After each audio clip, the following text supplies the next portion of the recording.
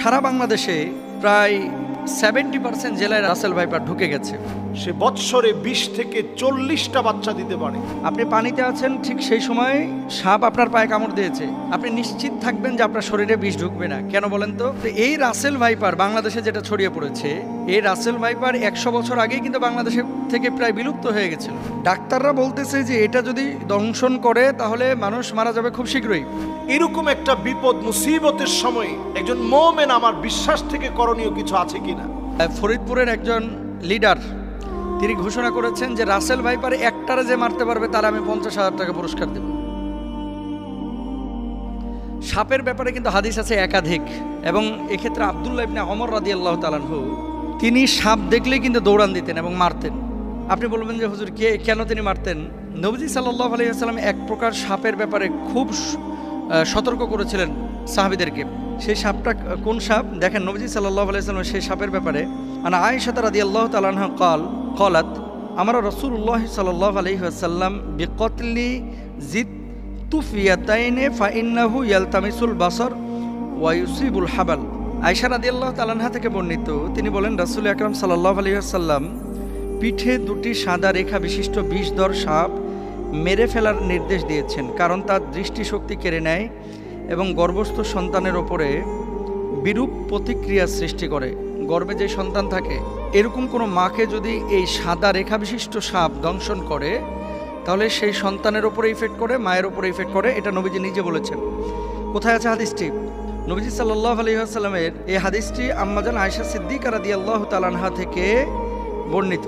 বর্ণনাকারী আয়েশা বিনতে আবু বকর সিদ্দিক রাদিয়াল্লাহু তাআলা আনহা, এবং হাদিসের মান সহিহ মুসলিম ইসলামিক ফাউন্ডেশন থেকে যেটা অনুবাদ করা হয়েছে সেখানে এই হাদিসটি আমরা যদি খুঁজি তাহলে পাবো। এরপর আসেন আরেকটি হাদিস, ওয়াকালাল আবদারু ওয়াদুত্তুফ ইয়াতাইনে। নবীজি কি বলছেন? লেজ খসে যাওয়া এবং পিঠে দুটি সাদা রেখা বিশিষ্ট সাপ।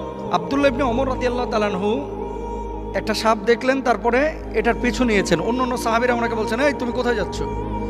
এই যে সাপ আমি দেখেছি, নবীজি সাল্লাল্লাহু আলাইহি ওয়াসাল্লাম তো সাপ দেখলে মেরে ফেলতে বলেছেন, এই জন্য আমি মারার জন্য যাচ্ছি। তো সাহাবীরা বললেন, তুমি কি শোনো নাই যে ঘরে এবং ঘরের বাইরে যে সমস্ত সাপগুলা মানুষের আশপাশে থাকে, এই সাপগুলো তোমাকে দংশন না করলে, তোমার ক্ষতির কারণ না হলে তুমি তাকে হত্যা করতে পারবে না। এটা নবীজি নিজেই নিষেধ করেছেন। তাহলে কি এখান থেকে বোঝা যায় যে যেই সাপটা আপনার শরীরের জন্য ক্ষতিকর, আপনার জীবন বিনাশ করবে, সেই সাপকে আপনার হত্যা করতে হবে। আর কিছু সাপ আছে, আপনি জানেন কি না, সারা পৃথিবীতে যত ধরনের সাপ আছে 80% সাপ যাদের নাই, বিষ নাই, বা মানুষকে কামড়াইলে এই মানুষের শারীরিক কোনো ক্ষতি হয় না।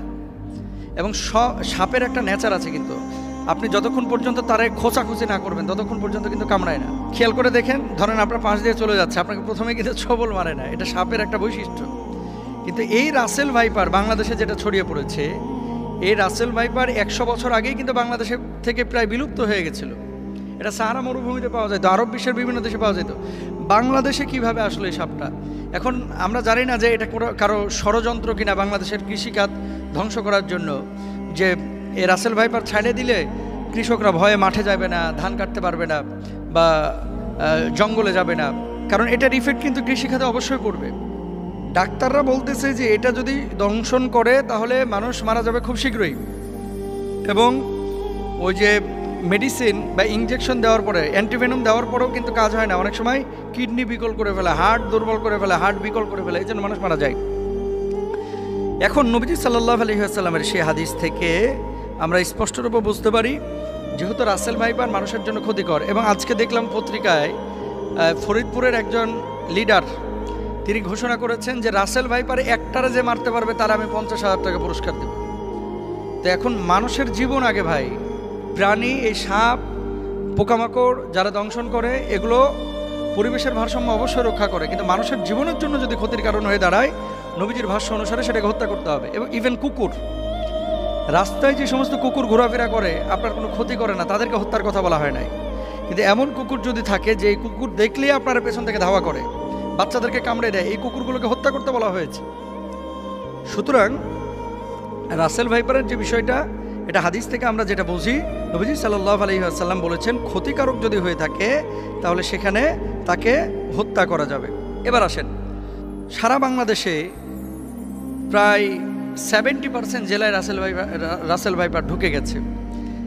এখন সাপে কামড়াইলে বাংলাদেশে আমরা কিছু ভুল বা কুসংস্কার কাজ করে থাকি, যেগুলো আসলে চিকিৎসা বিজ্ঞানের আলোকেও অথেন্টিক না এবং কোরআন হাদিসের আলোকেও অথেন্টিক না। মনে রাখতে হবে, যখন কোনো বিষয় আপনার শারীরিকভাবে কোনো ক্ষতি করছে, প্রথমত আপনাকে কারণটা বের করতে হবে যে কী কারণে এটা হলো। সাপে কামড়াইছে, সাপে কামড়ানোর পরে এই বিষটা কিন্তু আপনার শরীরের মধ্যে ঢুকতেছে।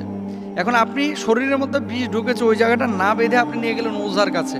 ওঝা কি করতেছে, ওই তদবির করতে করতে করতে করতে, আগে যেমন বাংলা সিনেমায় দেখা যাইতো ওই যে বিন বাজাইতেছে আর কাইটিয়া যেই সাপটা দংশন করছে এ আবার উড়িয়া চলে যেতেছে একেবারে।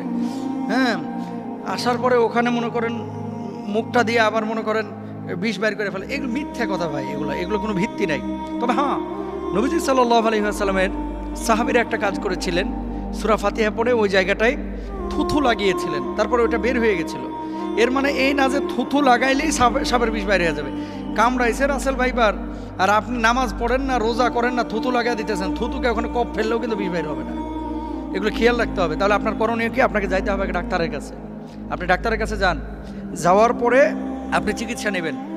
আর ওঝা, তারপরে বিন বাজানো, এই সমস্ত জিনিসগুলো অথেন্টিক যেহেতু না, যেই জায়গাটায় অথেন্টিক বা কারো কাছে এমন কোনো মেডিসিন থাকলে আপনি সেই জায়গাটায় চিকিৎসা নিতে পারেন। আবার আমাকে ভুল বুঝেন না, ঝাড়ফুঁক ইসলামে কিন্তু জায়েজ, কিন্তু কবিরাজির নামে এই যে বিন বাজাইতে বাজাইতে সাপকে দৌড়ায় নিয়ে আসা।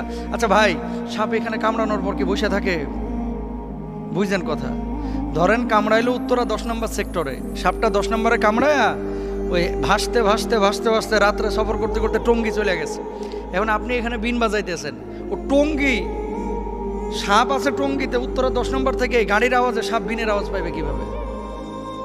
জিনিসগুলো কিন্তু একটা ভাবার বিষয়। তাহলে আমরা এই বিষয়গুলো খেয়াল রাখবো। সাপে কামড়াইলে চিকিৎসা নেওয়ার চেষ্টা করব।